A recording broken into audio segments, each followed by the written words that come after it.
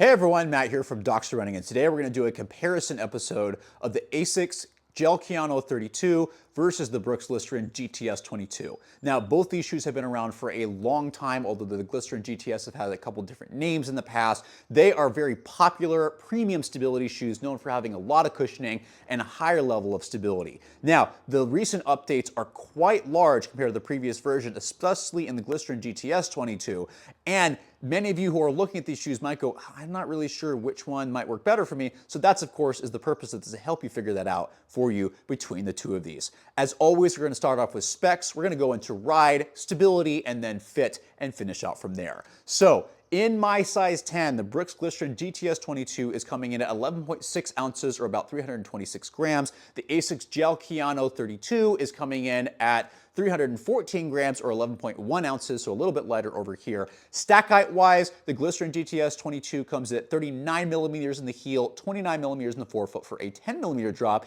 The ASICS Gel-Kayano 32, for the first time ever, is coming in at an 8 millimeter drop with a 40 millimeter heel and a 32 millimeter forefoot. So in terms of ride, they are actually somewhat similar. Both the new versions are firmer than the prior versions. They're still well cushioned, and there's plenty of cushioning underfoot. The difference between these two is that the Glycerin GTS has a little bit more bounce off the heel. There's a higher heel drop, there's a little bit more at the back there, so if you land the DNA tune when it starts to break in, there's just a little bit bounce that makes this shoe lighter than the listed weight. Now, what the Kayano has over that is the heel transition is much smoother compared to the Glycerin GTS 22. Both of them have fairly good rides, really nice transitions, but the lower drop, and if you can tell, the really large crease back here at the heel makes the heel compress and collapse really well. So smoother heel transition over the Kayano 32, a little bit bouncier heel transition in the Glycerin GTS 22. As you move to the forefoot, what's different is the Glycerin GTS 22 has quite a bit more flexibility. So if you have toe mobility issues like hallux limitus, then the Kayano 32 is going to be better because it is a little bit stiffer, also because there's a little bit more stack height and there's a little bit more cushioning underneath in the forefoot. So if you want a little bit bouncier heel, a little bit higher heel drop, the Glycerin GTS 22 is going to be a better option. If you want a bit smoother heel, smoother transition, slightly lower drop, still 8 millimeter, and then with a little bit more forefoot cushioning and a stiffer forefoot, the ASICS Gel-Kayano 32 is going to be a better option. In terms of stability, they also do things very differently.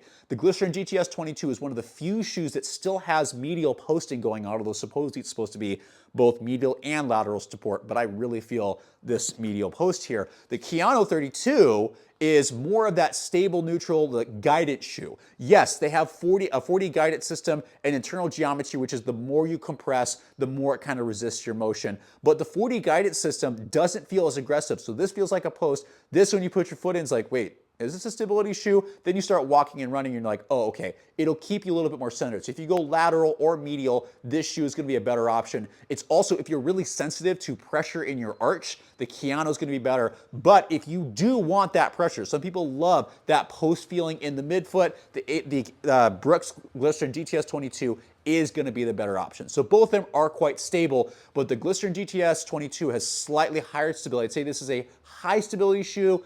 Kayano 32 is more of a moderate guidance shoe between the two of them. Fit is actually somewhat similar. Both of them are now using a knit upper. Both of them start out fairly snug. This one has lower volume, the Glycerin GTS 22, but it did break in over time and starts to widen up. So if you have a wider foot, you might want to get the wide version. But then if you have a normal width foot, just know this is going to start to open up a little bit more. There's a lot more padding in the tongue here. Some people like that, some people don't. The Kayano 32 starts off snug and adapts really quickly to you. So while the Glycerin GTS 22 upper changes, although I have to admit, I have 70 miles in this shoe and I have 25 on this one, so I'll keep running and figuring this out. But the security is much better in 32.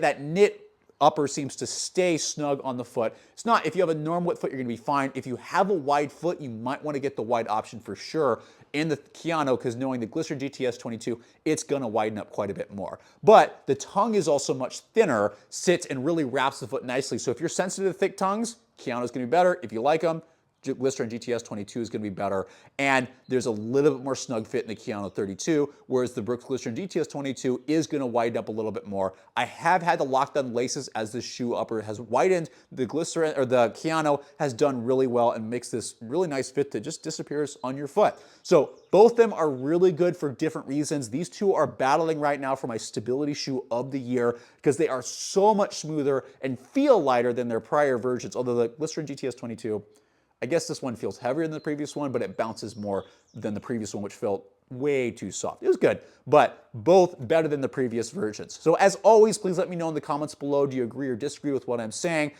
I know different people have different experiences, so please put some comments below if that helps, because I want people to come here and go, I get the most and most relevant information to them. And last but not least, as always, hope this stuff is helpful because we want you to be able to find what works for you, not have to worry about the shoe while you're on the run, be able to enjoy that run and run healthy.